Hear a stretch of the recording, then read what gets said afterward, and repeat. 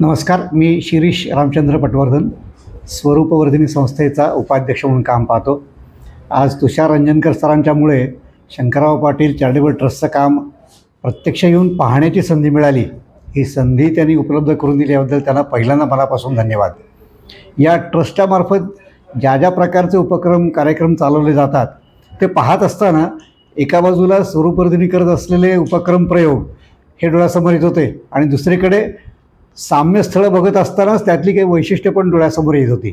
अगदी थोडक्यात वर्णन करायचं तर प्रशिक्षण, प्रबोधन, प्रसाधन अशा विषयांमध्ये चालणारे काम आणि याच्यामध्ये कोणाला बरोबर घेऊन काम चालतं तर अगदी ज्यांच्याकडे कोणी बघतसुद्धा नाही अशा ऊसतोडणी कामगारांच्या मुलांच्या शिक्षणापासून ते ज्या शिक्षणामुळे व्यवसाय उभा करता येईल अशा फॅशन डिझायनिंगमधल्या व्यवसायापर्यंत शिक्षणाचा उपक्रमांचा एक मोठा त्याची एक रचना या सगळ्या उपक्रमांमध्ये दिसते।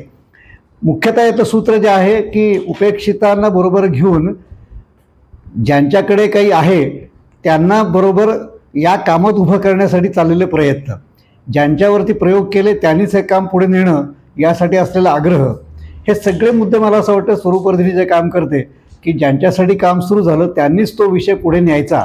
एका अर्थाने आम्ही चालवू हा पुढे वारसा हे प्रत्यक्ष करणारे उपक्रम आणि तशी उभी राहिलेली पिढी ही या उपक्रमांमधून पाहताना प्रत्यक्ष त्यांच्याशी बोलताना हे जाणवलं की अशा अनेक साम्यस्थळं आहेत की जिथे स्वरूपवर्धिनी आणि हा शंकरराव बाजीराव चॅरिटेबल ट्रस्ट एकत्रपणे काम करू शकेल किंवा एकत्र चिंतन मनन करून काही नवीन उपक्रम सुरू करू शकेल।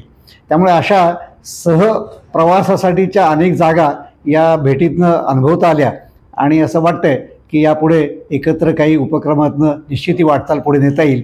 या उपक्रमांना मनपूर्वक शुभेच्छा आणि जिथे जिथे स्वरूपवर्धिनीच्या उपक्रमांचा या प्रकारच्या उपक्रमांना उपयोग आहे तिथे ती मदत करण्यात आम्हाला नक्की आनंद वाटेल।